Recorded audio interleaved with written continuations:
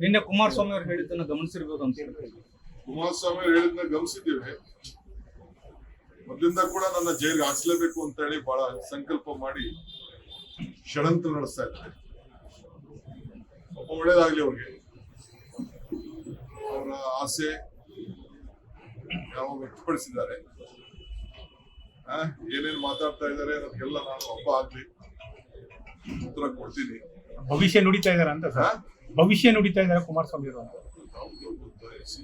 ಮೊದಲಿಂದ ಕೂಡ ಮುಖ್ಯಮಂತ್ರಿ ನನ್ನ ಮೇಲೆ ದೊಡ್ಡ ಷಡ್ಯಂತ್ರ ಇವತ್ತೇನಲ್ಲ, ಹಿಂದೆ ನನ್ನ ತಂಗಿ ಮೇಲೆ, ನನ್ನ ತಮ್ಮನ ಮೇಲೆ, ಎಲ್ಲರ ಮೇಲೂ ಈ ರೀತಿ ಹಿಂದೆ ಚೀಫ್ ಮಿನಿಸ್ಟರ್ ಆಗಿದ್ದು ಪ್ರಯತ್ನ ಮಾಡಿದ್ರು. ಅದಾದ್ಮೇಲೆ ಬೇಕಾದಷ್ಟು ಕೇಸ್ಗಳು ಹಾಕಿದ್ರು. ಈಗೂ ಮಾಡ್ತಾ ಇದ್ದಾರೆ ಅಂತ ಅವರೇ ಹೇಳಿದ್ದಾರೆ. ಜೈಲಿಗೆ ಹೋಗುವಂತ ದಿನ ಹತ್ರ ಬಂದಿದೆ ಅಂತ, ಅದಕ್ಕೂ ಉತ್ತರ ಕೊಡ್ತೀನಿ, ಅವ್ರಿಗೂ ಉತ್ತರ ಕೊಡ್ತೀನಿ. ಇಲ್ಲ ಅಂದ್ರೆ ಒಂದು ಕೆಲಸ ಮಾಡಿದ್ವಿ, ಎಲ್ಲರೂ ಹೊರೆ ಆಗ್ಬೇಕು. ಯಾವ್ದಾದ್ರು ಒಂದು ಚಾನೆಲ್ಗೆ, ಪ್ರಸಿದ್ಧ ಚಾನೆಲ್ಗೆ ಕರೀರಿ, ಪಕ್ಕದಲ್ಲಿ ಅವ್ರನ್ನೂ ಕೂರಿಸ್ಕೊಳ್ಳಿ, ನನ್ನೂ ಕೂರಿಸ್ಕೊಳ್ಳಿ.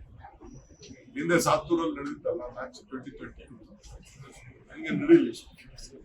ನಾನು ಅಸೆಂಬ್ಲಿ ಕರೆದಿದ್ದೆ, ಪಾರ್ಲಿಮೆಂಟ್ ಕೊಟ್ಟರು.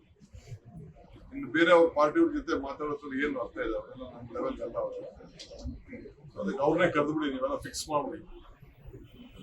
ಸಾಕಷ್ಟು ಬಾರ ಆಹ್ವಾನ ಕೊಟ್ಟಿದ್ರಿ ಸರ್, ಸಾಕಷ್ಟು ಬಾರ ಆಹ್ವಾನ ಕೊಟ್ಟಿದ್ರಿ, ಬಹಿರಂಗ ಆಹ್ವಾನ ಸರ್. ಬಹಳ ಸತಿ ಅವ್ರಿಗೆ ಆಹ್ವಾನ ಕೊಟ್ಟಿದ್ದೆ, ಈಗೂ ಹೇಳ್ತಾ ಇದ್ದೀನಿ.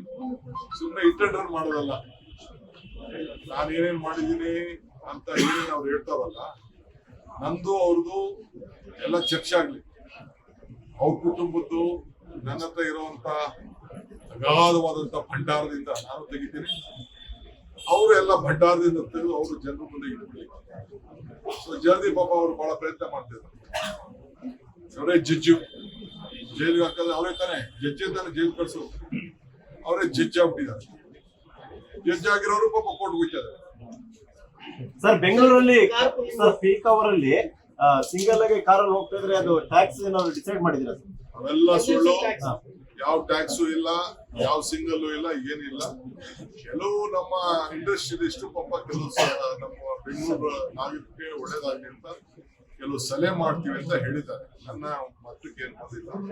ಕೆಲವು ನಾಗರಿಕರು ಕೆಲವು ಬೆಂಗಳೂರು ಬಗ್ಗೆ ಬಹಳ ಆಸಕ್ತಿಯಿಂದ ಕೂಡ ಸಹಕಾರ ಕೊಡ್ತಾ ಇದ್ದಾರೆ. ಅವರ ಸಲಹೆ ಕೆಲವು ಸಂದರ್ಭದಲ್ಲಿ ಎಕ್ಸಾಮಿನ್ ಮಾಡ್ತಾರೆ. ಪ್ರಸ್ತಾಪ ಇದೆ ಸರ್. ಬಿಜೆಪಿ ಏನೋ ಪ್ಲಾನ್ ಇರ್ಬೇಕು, ಕೇಂದ್ರ ಸರ್ಕಾರದಲ್ಲಿ ಒಂದು ಪ್ಲಾನ್ ಇರ್ಬೇಕು, ನಮ್ಮ ಸರ್ಕಾರದಲ್ಲಿ ಯಾವ ಪ್ಲಾನ್?